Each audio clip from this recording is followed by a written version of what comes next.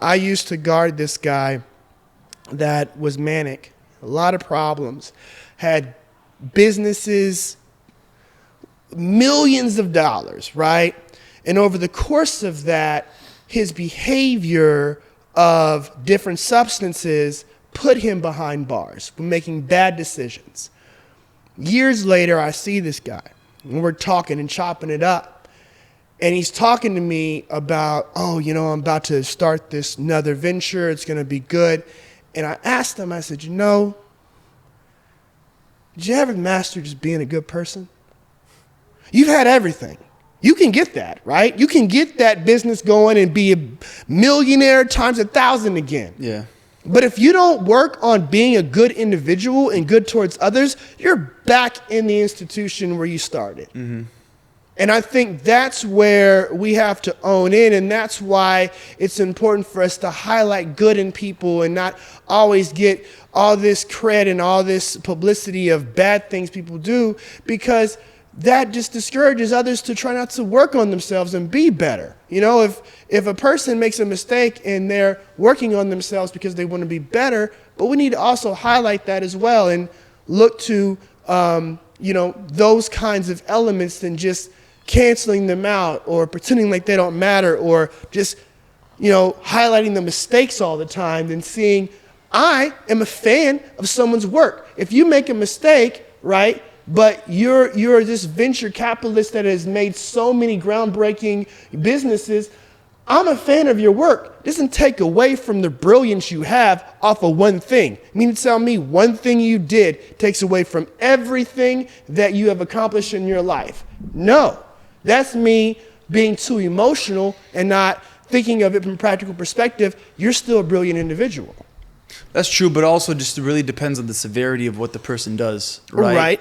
You know what I'm saying? So like if the person does something extremely heinous or something like that, then that in a way does take away from a lot of persons like I think it's pretty clear. He's talking about like the petty stuff though. You know what I mean? The petty like natural human mistakes that we're going to make. Yeah. 100%. How often do you work on your own self-reflection, and how do you feel or to what degree would you say is it's important that people recognize their own insecurities as they move along in this thing called life?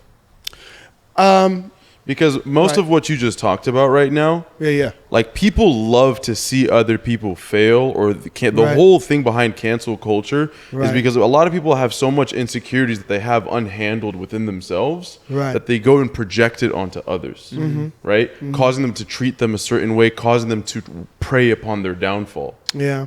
So how much self-reflection do you do? And, you know, and also, I guess, like trying to analyze your own insecurities in order that you're not projecting it onto others. I think that we're living in a culture that we see other people on our lens, on our phone, and we lack the motivation to just have a life of our own, right? And have goals of our own. And if I'm so focused on you, then my life is gonna like surround stuff you do and point at you. But if I have things that I'm working on and I'm doing, I'm not too concerned about this individual or this thing or talking about this downfall, because I have so much going on for myself. And I think that that is what we're lacking now, is that people aren't making goals for themselves and working on themselves and doing small things like, you know, taking a book from a coffee table and starting to read it, and, you know, writing a journal about things that they've had to endure and things that can work on themselves on. And little nuggets like that, you'll find pieces of motivation to do something instead of sitting around, you know, pinpointing somebody's issue and just beating them with it. You'll have things that you're working on. I'm not thinking about people who, you know, pick or nitpick at me because I have too much going on. And if it's like that for all of us, that slowly starts to you know, go away, and we have less and less of that. But if we have a society of people that just get some kind of fulfillment out of pinpointing on somebody and wanting them to be gone because they said something that they hurt their feelings or whatever, we lose sight of the goals that we have and the things that we are. Because if you really looked at yourself, and if we want to go to a biblical sense and a Christian sense, how are we casting stones when we have too much of our own stuff, right? You can't sit here and cast stones at somebody when you are just as guilty and just as negative as they are. If the roles were reversed and people knew what you've done or what you have in your head to do or what you fantasize about, you'd be right up there getting stones casted at you.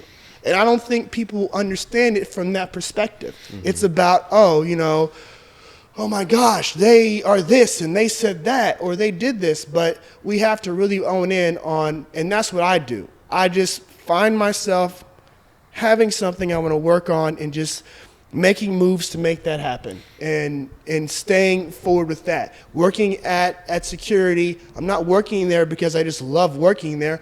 I'm working there, I appreciate working there to keep my machine going of creativity and do the best at it and use that as a tool. That makes a lot of sense how you started off by saying they lack the motivation to like find the drive to do their own like goals and to achieve their own dreams because they simply don't have the ability to hold themselves accountable.